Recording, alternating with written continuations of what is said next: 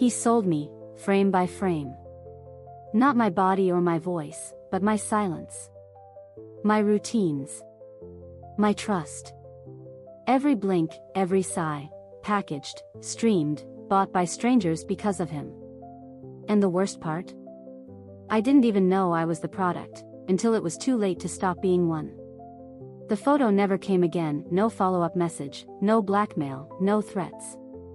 Just silence. And that, somehow, was worse.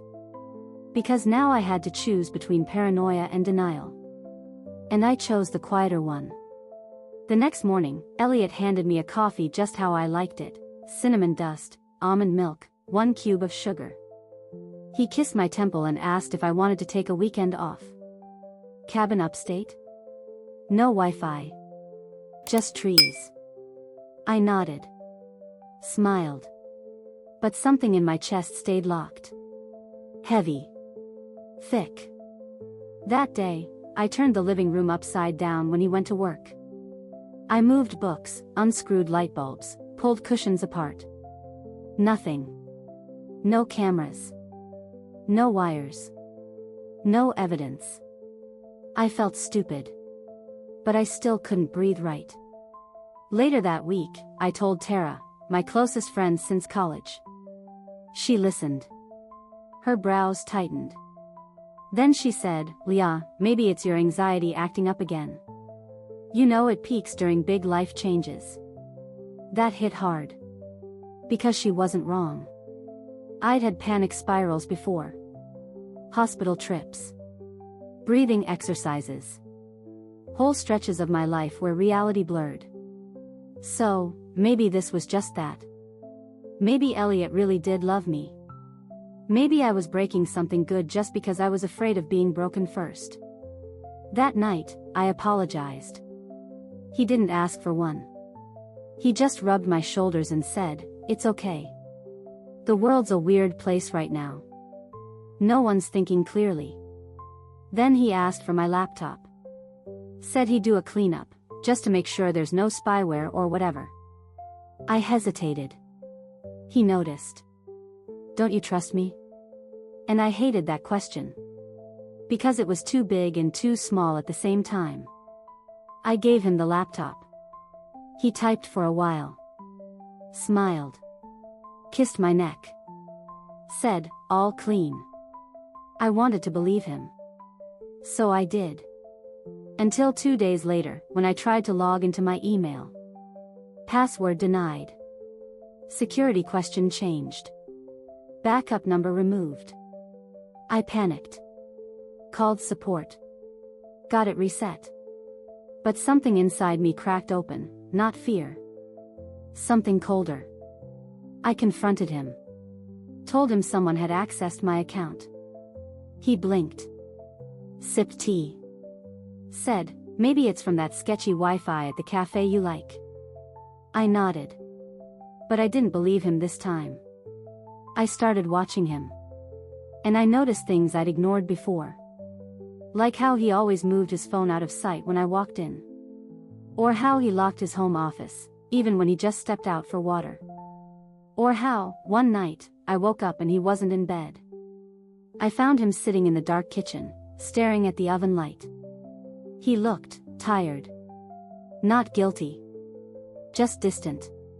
When I asked what he was doing, he said, "Just thinking about work." And then, "Do you ever feel like you're being watched?" My breath hitched. But I smiled. "Sometimes," I said. He nodded slowly. "Yeah. Me too." The next morning, I got a message from an unknown number. Just 4 words, "You're not paranoid, Leah." My hands shook. I dropped the phone. Picked it up again. Reread it 10 times. No name. No follow-up. Just that one sentence. That day, I asked Elliot if I could visit my sister for a weekend. He said of course, even packed my favorite snacks. I left. But I didn't go to my sister's. I checked into a cheap motel and spent the whole night researching. Terms I never thought I'd type: hidden cloud streaming tools, reverse IP lookup for unauthorized webcam feeds, what counts as digital consent, and then I found something. A forum. Private. Obscure. Hidden behind redirects and 2 login gates. The header said, real. Raw. Home.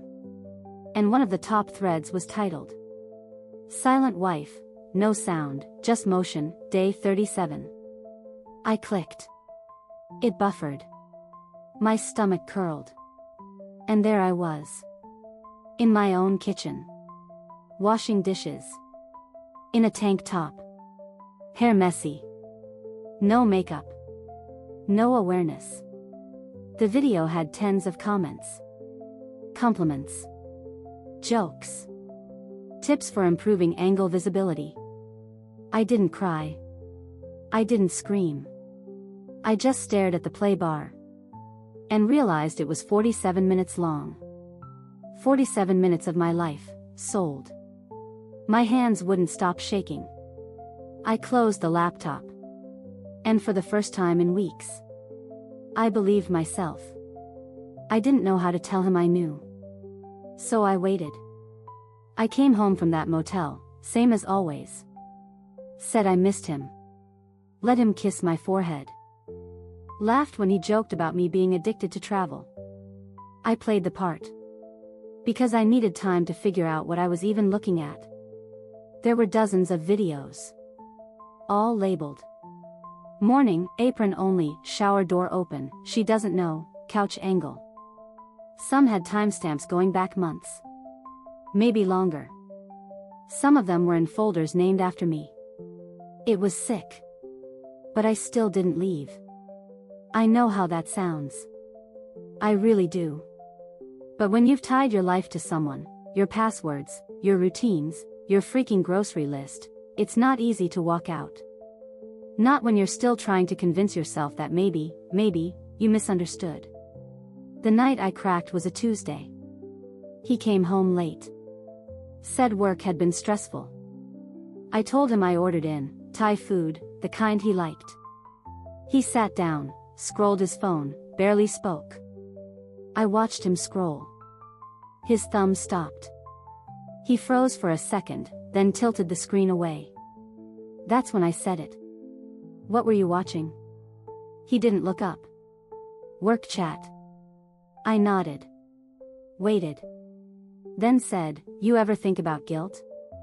His eyes flicked up, just for a second. Like, what makes someone feel it? I went on. Is it about getting caught? Or about knowing you hurt someone who trusted you? He put his phone down. Are you trying to say something? I looked at him. Quiet. Steady. He stared back, then laughed. You know, you've been really off lately. Ever since that dumb email. I blinked. He remembered it. You think I'm paranoid?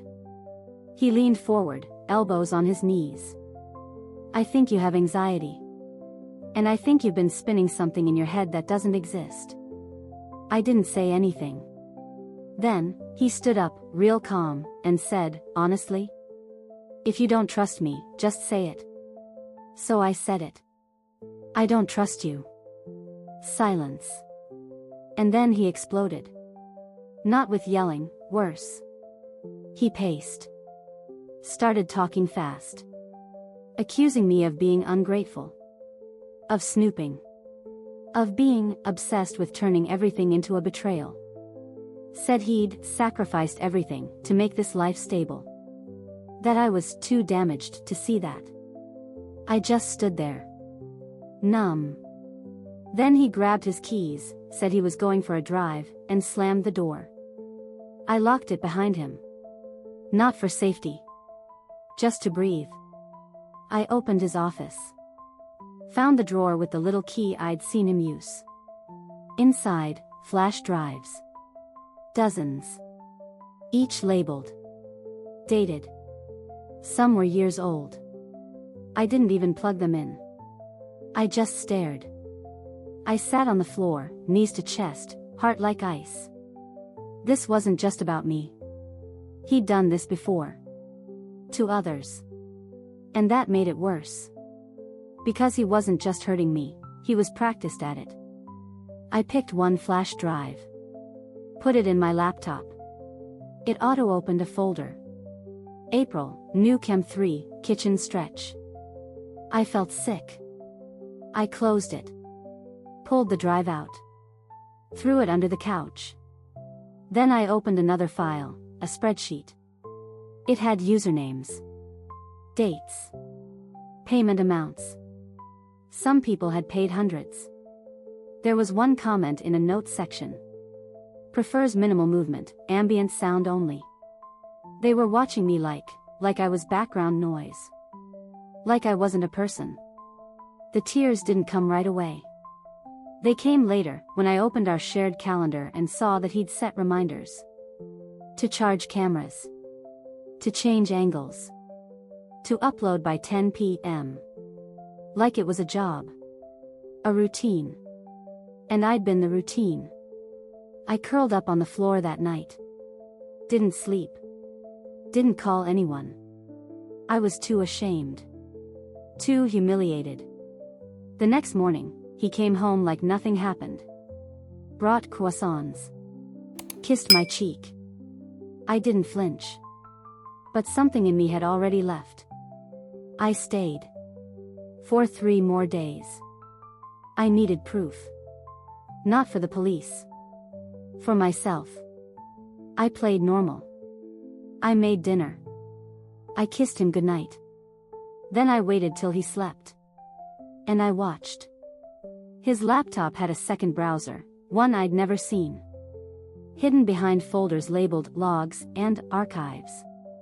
Inside? Forum threads. Private chat rooms. Crypto wallets. He was selling live feeds. Real-time access. Subscriptions. I found a post that broke me. She's back in her robe. 10 out of 10 tonight. Movements natural. Sounds soft. There was a poll below it. People were voting on me. I was content. The next night, I stayed up and watched the webcam light on his desktop blink, just once. Not when I used my laptop. Not when I touched my phone.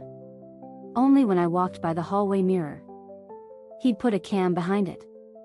I stood there, just looking at myself, and whispered, "Smile for them." Then I walked away. I didn't cry anymore. I just started collecting. Photos. URLs. Download logs. Payment records. I sent a copy to a new email. Made backups. Printed some. Then I left. No note. No message. I stayed with a coworker who didn't ask questions. I told her I needed space. She didn't know about Elliot. Not yet. Next morning, I walked into the building where Elliot worked.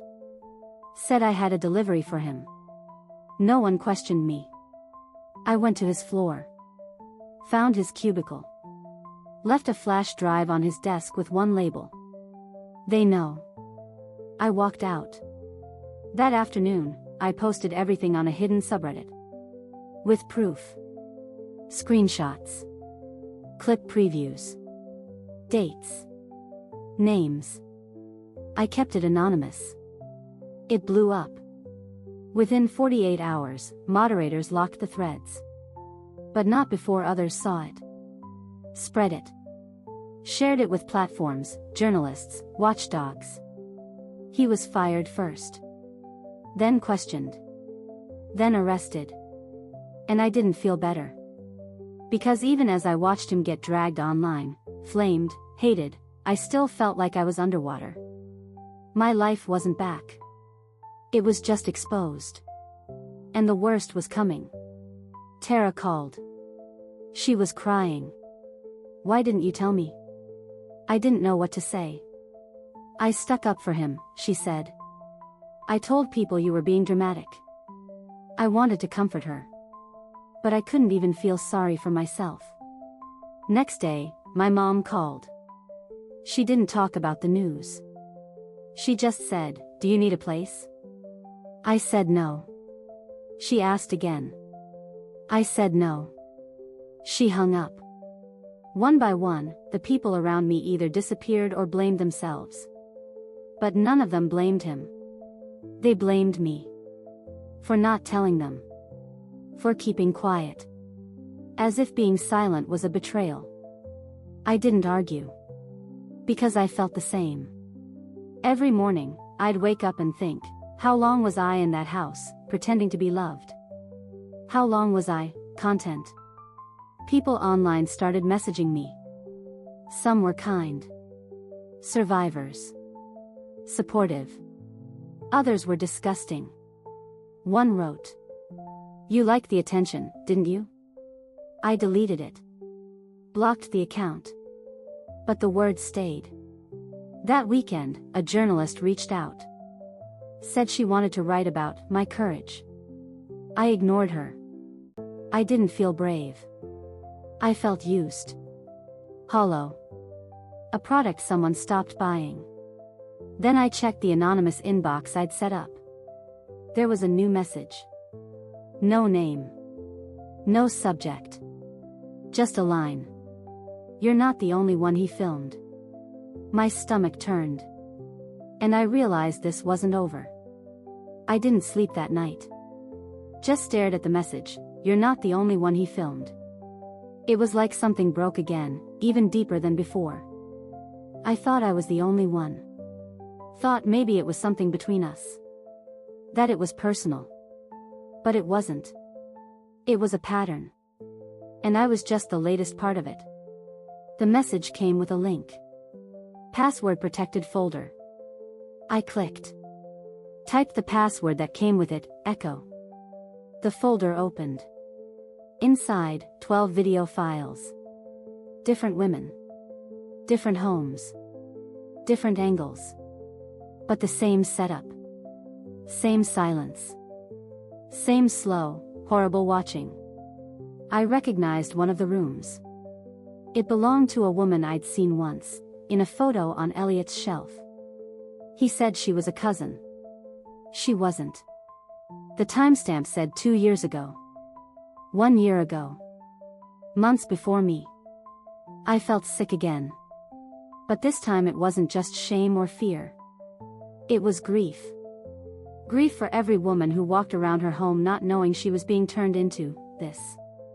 I replied to the message. Just one line, "Who are you?" No answer. I copied the files. Sent them to a secure drive. Then shut the laptop and just sat there, holding my knees to my chest, trying to remember how long it had been since I felt human. The next morning, I met with a lawyer. I didn't want to sue. I just wanted to make sure if he got out, he couldn't do it again. She said, quietly, that I wasn't the only one asking. That others were coming forward. Slowly. Carefully. But it wasn't enough.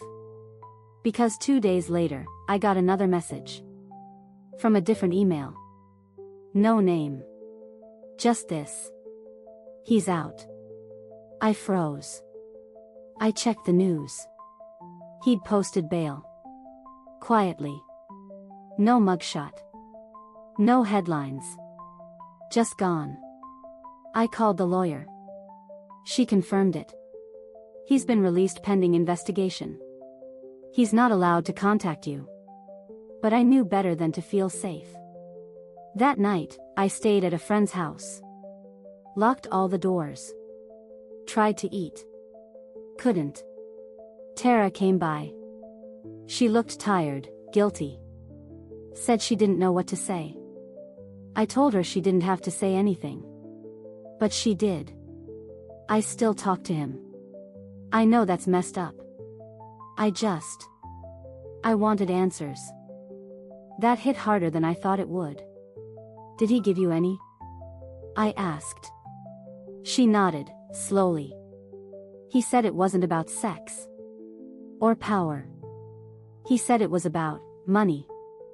I didn't understand. He said he needed it. That he was drowning in debt. That he was taking care of someone. Someone? She hesitated. He didn't say who.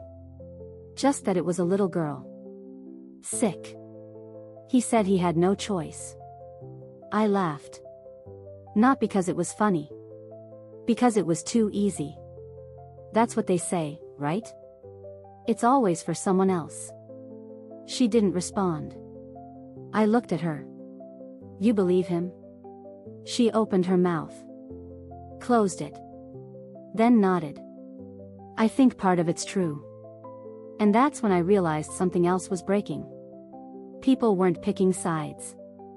They were picking versions of the truth that hurt them less. I couldn't blame them. But it meant I was alone again. Later that night, I sat in the bathroom with my laptop. Opened my email. Wrote a message to the same address that sent me the folder. I want to talk. Please. It bounced back. Account deleted. I stared at the wall. Blinked once. Then again. Then I finally cried. Not for what happened. But for what kept happening, even after he was caught. Because he wasn't hiding anymore. He didn't have to. I found out he was out on bail and everything inside me just shut down. No panic. No outburst. Just silence, like someone had turned the volume of my world all the way down. I didn't move. Didn't cry. I just sat in that borrowed apartment, still smelling like someone else's shampoo, staring at the wall like it could explain something to me. I thought I'd feel fear. But what I really felt was confusion. Because now I didn't know what I'd do next. I'd already exposed him. Already burned everything down. And yet, he was still walking free. 3 days passed. I didn't answer texts. I ignored my job. I didn't eat much. I barely drank water. Tara texted again. I don't know what's right anymore. But I'm here. I didn't respond. The only thing I did was open my laptop. Late one night, I went back to the anonymous email. I opened the attachment again, the one with the girl. A child. Big eyes. Pale skin. Bald. A hospital wristband. At the time, I thought maybe it was a fake photo. Some guilt tactic. But there was a second file I hadn't opened. It was a scanned hospital invoice. No names. Just a date, a procedure, and a city I recognized from one of Elliot's old stories. I remembered, he once said he hated that city. Too many memories, he joked. I thought it was about an ex. I was wrong. I started digging. Quietly. Carefully. Using names I heard him mention once or twice. Cross-checking timelines. Eventually, I found her. His ex. His daughter. She was real. She was sick. And she had died. Not long after his arrest. And not from the illness, but because treatment stopped. Because his accounts were frozen. Because no one else knew to help. I stared at the screen for what felt like hours. I couldn't cry. Couldn't scream. Because how do you process something like that? He'd done monstrous things. To me. To others. But he did it, for her. It didn't make it okay. Not even close. But it did something worse. It made me understand him. And that was unbearable. I kept seeing flashes, him sitting quietly at night, staring at the stove light. Him whispering names in his sleep. Me brushing it off. Me laughing. Me calling him a monster. Now I couldn't stop thinking, what if he was just desperate? What if every horrible thing he did was the only way he knew how to survive? I closed the laptop. I didn't feel like a survivor anymore. I felt like the executioner. That night, Tara called again. I finally picked up. She didn't say hello. She just asked, "You found out, didn't you?" I didn't say anything. "He told me," she said. "But only after. After everything. I asked her if she hated me.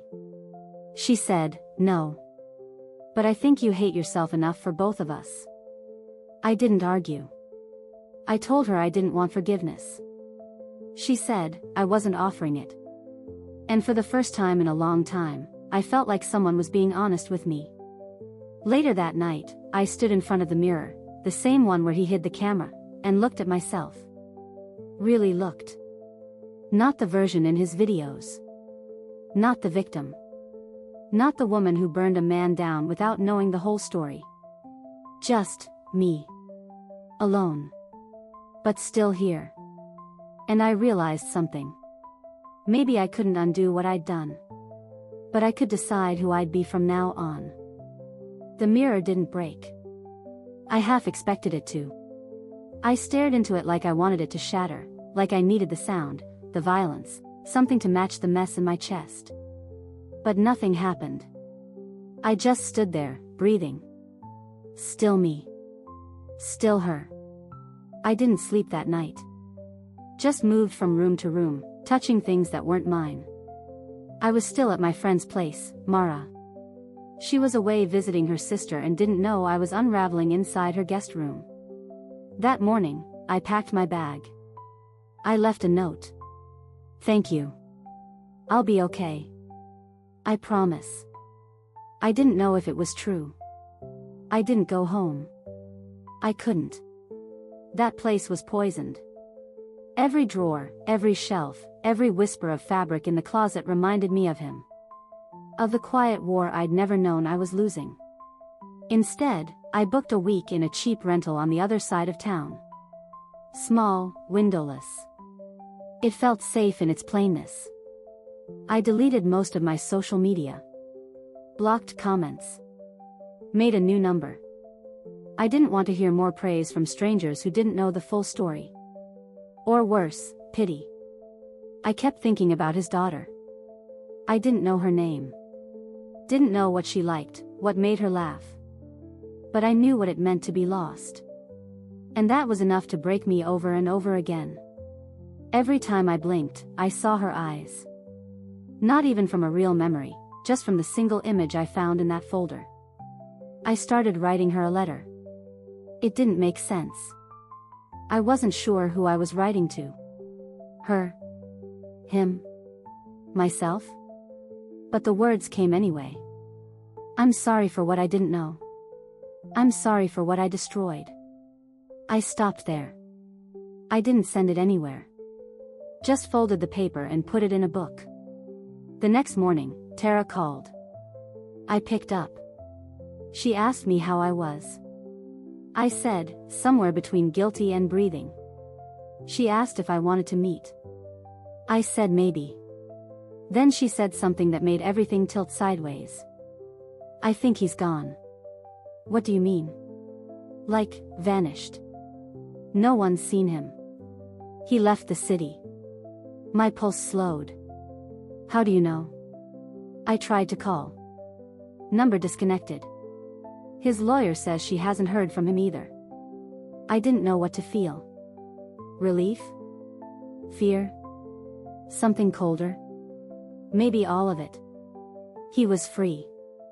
And now he was invisible.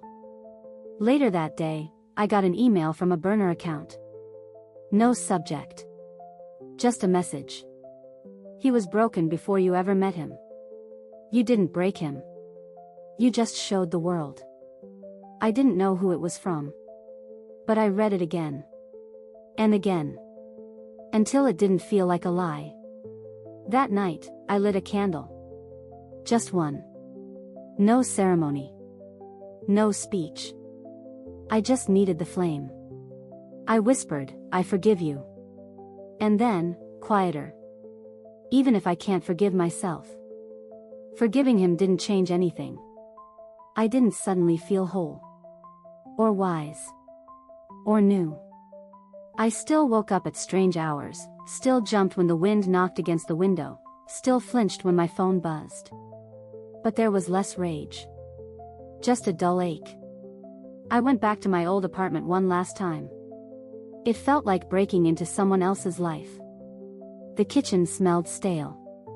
The bed was still made. The mirror was gone, taken by police, I assumed. But everything else remained. Dishes in the sink. A pair of my shoes by the door. I sat on the couch. Closed my eyes. And let everything in. The lies. The surveillance. The silence of the people who'd distanced themselves since. My coworkers barely talked to me anymore. Some were polite. Others just faded. Like I was radioactive. I couldn't blame them. When something ugly happens, no one wants to stand too close. Even Mara, the one who gave me her spare key, she hadn't called since I left. Maybe I stayed too long. Maybe I reminded her of something she didn't want to carry. Tara tried. She reached out. We met once, for coffee. It was awkward. She kept asking how I was, and I didn't have the heart to tell her the truth. I wasn't okay. But I didn't want to unload that anymore. So I lied. I said, better. I think I'm getting stronger. She smiled. Said she was proud of me. Said she always believed me. But she didn't. Not at first. She believed him. And I was still holding on to that. A week later, I got a message from someone unexpected. Mark. We dated briefly before Elliot. It ended amicably. He was kind.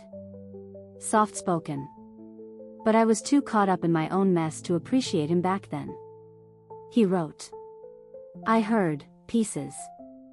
I just wanted to say I'm sorry for whatever you went through. If you ever want to talk, or just walk, I'm around. I stared at the message for hours. I didn't respond. But I didn't delete it either. That night, I dreamed about the girl again, Elliot's daughter. She was sitting on a swing, quiet. I was watching from far away. She didn't see me. Or maybe she did, but didn't care. When I woke up, I checked the burner inbox. There was one new message. Just a line. You didn't ruin him. He was already ruined. I closed the laptop. Breathed in. And for the first time in weeks, I didn't feel like I needed to apologize for being alive. I still didn't know where he was. Maybe gone for good. Maybe watching from somewhere. Maybe planning something else. But I wasn't looking over my shoulder anymore. I was looking forward. There was a moment, maybe 3 days after that last message, where I noticed the silence in a different way. It wasn't suffocating. It wasn't empty. It was calm. I was sitting in the new place I'd rented for the month. The windows were small, but the light came in soft. I'd made tea. Not because I needed it, just because I wanted the warmth. A choice, not a habit. And that felt like something. I didn't check my messages that day. Didn't scroll. Didn't refresh the burner email. I just let time move on without me chasing it. I still thought about Elliot. Not because I missed him, that part was dead. But because parts of me were still attached to the version of him I believed in. The quiet man. The helper. The listener. The liar. That part was harder to let go. I kept thinking about the girl. His daughter. I tried not to. I tried to remind myself I didn't cause her pain. But grief doesn't follow logic. It just presses down. So I wrote again. This time, to her mother. I found her name online, tucked in a quiet fundraiser that hadn't been updated in over a year. The message I sent was simple. You don't know me. But I knew him. And I know what he did, both the good and the terrible. I am so sorry. I didn't expect a reply. But she sent one. 2 days later, it landed in my inbox. You're the first person to say that. Thank you. I don't forgive him. But I do see the pain in all of this. I read that line over and over, the pain in all of this. It gave me permission to grieve what I lost, without pretending I hadn't hurt anyone else in the process. I started walking in the evenings. Not far, just down to the river, past the bakery that always smelled like burnt sugar. I didn't take my phone. I didn't want to be reachable. One night, I ran into Mark. He was standing outside the coffee shop we used to go to. He smiled like we'd just seen each other last week. I almost turned away. But he waved. "Grace?" he asked. And somehow, I didn't pretend to be someone else. We walked. Didn't talk much. Just walked. When we reached the corner where we'd kissed once, years ago, he stopped and said, "You look like you're still carrying something heavy." I smiled. "That obvious?" He nodded. "I carried some things once too." We didn't go into details. Not that night. But when he offered to walk me home, I let him. Not because I needed protection. But because, for the first time, I didn't mind the idea of being seen again. The next morning, I found myself smiling. Not because anything changed. But because I'd laughed the night before. It wasn't even a big laugh, just a stupid joke Mark made about how we used to pretend we liked oat milk just to look mature. But it cracked something open. Something I hadn't felt in months. Ease. I made breakfast that day. Like, actually made it. Eggs, toast, real coffee. I even played music. Not loud. Just enough to fill the silence without replacing it. I didn't feel guilty for enjoying that moment. But it didn't erase everything. That afternoon, I checked the burner inbox. There was one new message. "You think it's over. It never really is." No name. No clue who sent it. I froze. My first thought was Elliot. But, no. He was gone. Disconnected. Faded into whatever darkness he came from. Right? I deleted the message. But it stuck in my head all day. That night, I told Mark about it. We were sitting in the park, on that weird little bench shaped like a crescent moon. He listened without interrupting. When I finished, he said, "You don't owe the past your future." I blinked. What? He looked at me. Just because something horrible happened doesn't mean you have to keep letting it live in you. I didn't know what to say. So I just nodded. We didn't kiss. We didn't hold hands. It wasn't that kind of night. But when we got up to leave, I realized I wasn't shaking. I wasn't afraid. 2 days later, I got a package. No name. No return address. Just my first name, handwritten. Inside was a photo. Of me. Taken from outside my old apartment. Through the window. I recognized the moment. I was brushing my hair, wearing a blue t-shirt. Completely unaware.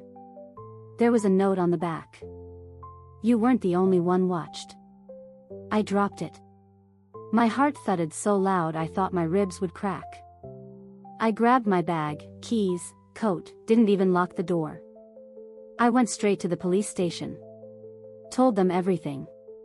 Showed them the note, the photo. They opened a case again. But I knew how this would go. Too vague. No name. No traceable sender. Mark stayed with me that night.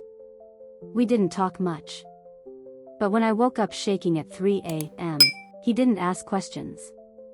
He just sat on the floor next to the bed and waited with me until the panic passed. The police couldn't do much. They opened a file, took the photo, asked if I had any enemies.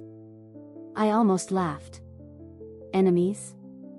What a soft word for what I had. They told me to stay alert, maybe get a camera installed at my new place. I nodded. Thanked them. Walked out into the rain like it could rinse the dread off me. But it didn't. That night, I sat on the floor, lights off, holding the photo. Me. Vulnerable. Exposed. Watched. I wasn't scared of Elliot. I was scared that someone else had picked up where he left off. Mark stayed 2 more nights. He didn't push. He didn't ask about my nightmares. He just made tea, kept the couch warm, made me feel like the air wasn't poisoned. On the third morning, he said something I didn't expect. "You need to tell your story." I blinked. "What?" "You've been reacting. Surviving. Hiding. You need to take it back. Your story. Tell it on your terms." I hadn't thought about that. All this time, I was the subject of whispers, headlines, angry threads online. The woman with the scandal. The footage. The betrayal. But I hadn't spoken. Not really. Not in my voice. So I started writing. Not for court. Not for pity. Just to put it all somewhere outside of me. I wrote in the mornings. Before the fear kicked in. I started with the first moment I felt watched, not when I found the cameras, but way before. When he started saying things like, "I noticed you didn't sleep well last night, even though we were in separate rooms." I wrote about the time I found my toothbrush moved. The day my blouse disappeared and reappeared folded on the bed. I wrote it all. And somewhere in that mess, I remembered something. A name. A fake one. But one I'd seen on one of the bills, from that folder about his daughter. It hadn't meant anything then. But now? Now it sounded familiar. I searched it. And my stomach twisted.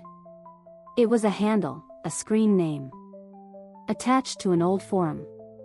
One where people shared things they shouldn't. And there, buried in the comments, was a thread. G.S. watched for over a year. Best angles. I couldn't breathe. It wasn't just about control. It was for profit. For others. Mark came home that evening to find me shaking. I showed him the page. He didn't say anything. Just closed the laptop. Held my hand. Later that night, I got another message. Same burner thread. "You were the best one. He told us that." I vomited in the sink. After the last message, I didn't leave the apartment for 3 days. Mark tried to coax me out. He brought pastries, left tea on the table, played soft music. But I couldn't move. Not because I was scared of being seen, that had already happened. It was because now I knew why I'd been seen. Why it never stopped. Why it felt rehearsed. He hadn't just been watching me for himself. He had shared me. I tried to convince myself there was no proof. But the thread, the one with my initials, it didn't lie. There were comments. Ratings. Discussions like I was an episode in a disgusting series. My face. My body. My life. Turned into content. I started scrubbing the apartment. Every surface. Every mirror. Every knob and frame. I tore apart smoke detectors. Took down paintings. Searched for any hint of another lens. Nothing. Still, I didn't feel clean. That night, I sat in the shower until the water ran cold. And still, it wasn't enough. I thought about his daughter again. How she was the reason, right? The motive everyone tried to use like a bandage. He was trying to save her, they said. But this? This wasn't desperation. This was pleasure. Profit. And the worst part? I'd almost forgiven him. Mark found me sitting on the floor at 2 a.m., knees pulled to my chest, whispering something I didn't even hear. He crouched in front of me and said, "This wasn't your fault." But it felt like it was. Because I'd been so blind. Because I let myself fall apart in the wrong direction. Because I believed his pain meant he wasn't cruel. That was the lie. Pain doesn't cancel cruelty. It only hides it better. I started to write again. Not letters. Not journal entries. Evidence. I listed every moment. Every shift in his tone. Every strange comment. The one where he joked, "You should be flattered." You're mesmerizing. At the time, I smiled.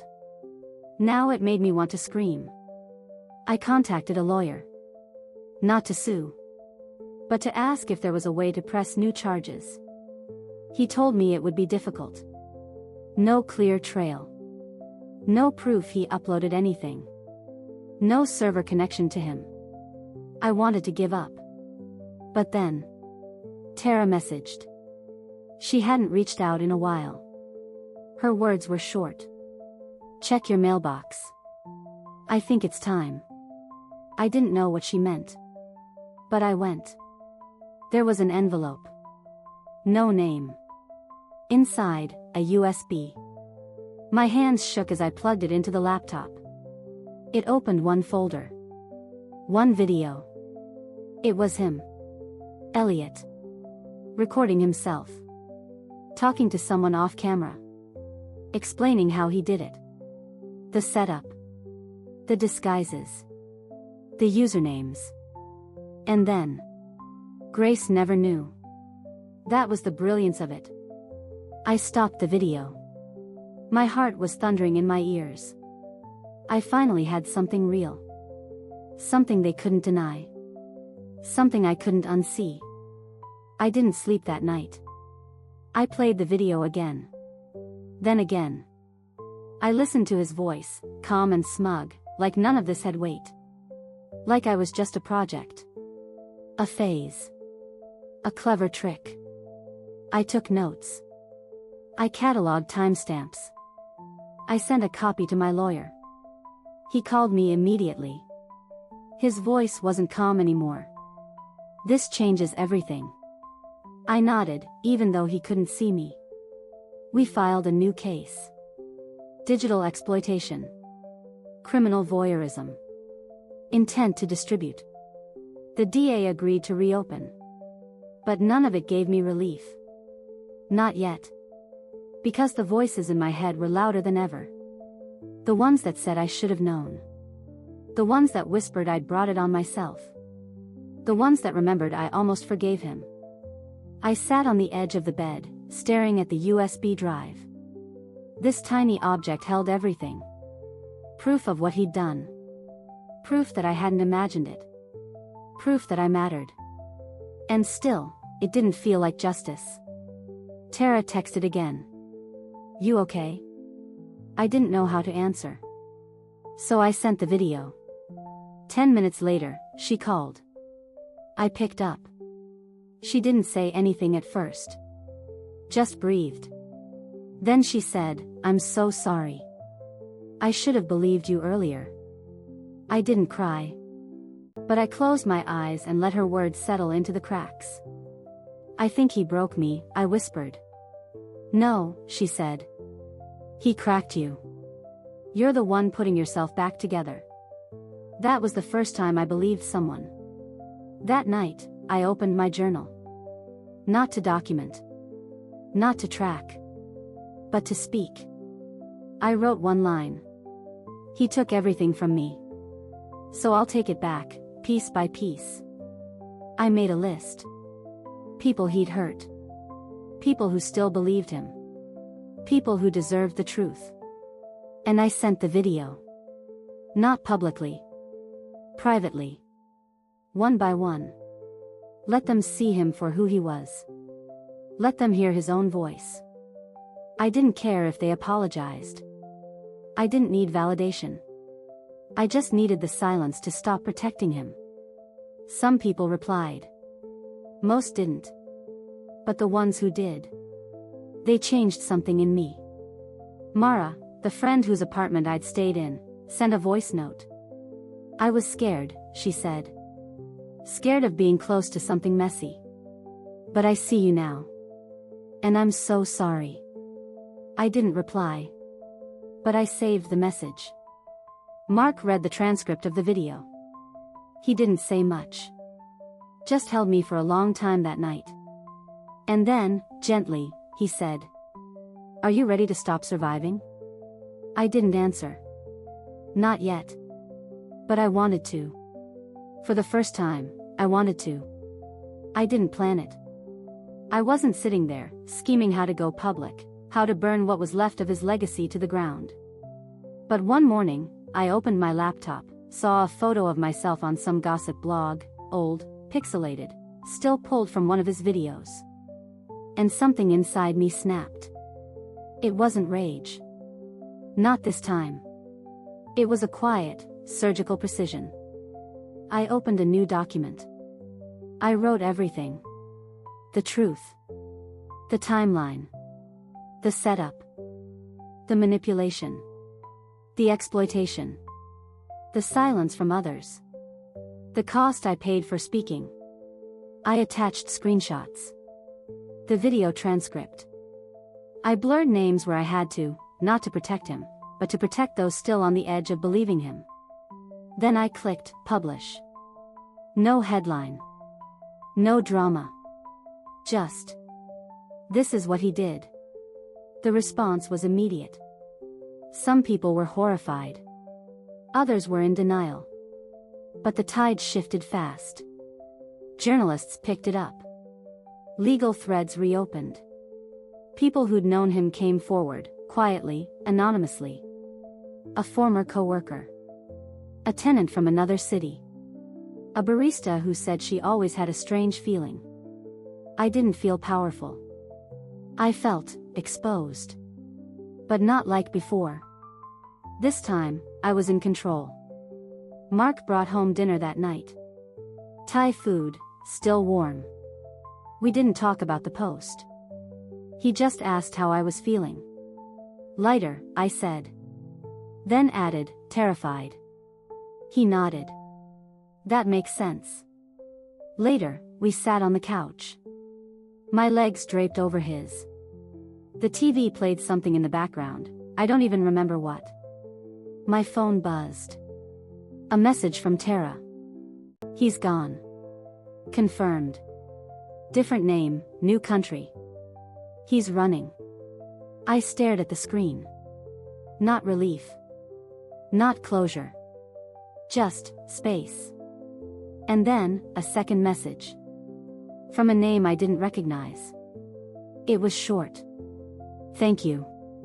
I didn't know anyone else saw what I did. Your story gave me permission to speak. I felt my throat tighten. All this pain, maybe it wasn't pointless. Maybe someone else would be saved because of it. I shut off my phone. Looked at Mark. And for the first time in years, I said something I hadn't allowed myself to believe. I think I'm still good. He didn't say anything. Just squeezed my hand. And stayed. I didn't go viral. There were no headlines screaming my name. No million-view videos or documentaries made. And honestly, I was grateful for that. I didn't want to be famous for surviving him. I just wanted to exist without flinching. It took months before I stopped checking my locks twice before bed. I still double-check my reflection in windows, not for vanity, but to make sure I'm alone. Mark stayed. But he didn't fix me. And I didn't want him to. He just stood beside me while I did the work. We found a new place. Small, light-filled. No hidden corners. No heavy curtains. I chose every item that came through the door. Every lamp, every spoon, every book on the shelf. Nothing carried anyone else's history. One day, I found the letter I'd written to her, to his daughter. I read it again. I'm sorry for what I didn't know. I'm sorry for what I destroyed. But this time, I added something. And I promise I will live the rest of my life making sure no one else has to feel what we did. I didn't know who I was making that promise to anymore. Her? Myself? Maybe both. I mailed the letter. No return address. Just hope. Tara and I talk sometimes. Not often. But when we do, it's simple. Honest. We don't pretend to be who we were. That version of us is gone. And that's okay. Some friendships are chapters, not lifetimes. Mara moved to another city. She sent a postcard. A picture of the sea. She didn't say sorry. Just, I hope you're finding peace. And strangely, I was. I joined a support group. Not for victims, for rebuilders. People who knew what it meant to lose their reflection and find a new one. I shared my story. Not all of it. Just enough. And when I said the part about almost forgiving him before I knew the truth, no one flinched. Someone said, "That's how you know you still had a heart." I smiled. For real. Elliot was never arrested again. The trail went cold. Last I heard, he vanished somewhere far. But I stopped checking. Not because I wasn't afraid. But because I'd already lost so much to him. I refused to give him my future, too. I got a new job. Not in tech. Too many shadows there. I teach now. Small workshops. Women learning to code. Build. Protect their data. Protect themselves. It's not revenge. But it's something. And sometimes, I sit on the porch, watch the sunset, and think about all the things I used to believe were broken forever. Some were. But some, just needed time.